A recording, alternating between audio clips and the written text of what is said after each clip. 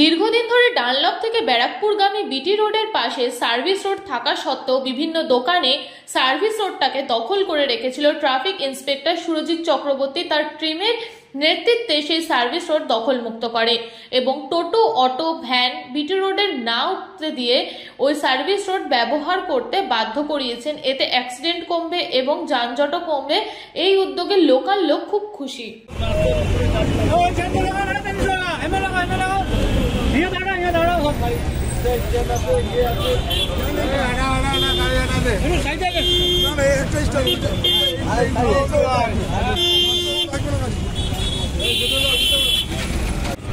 Hey,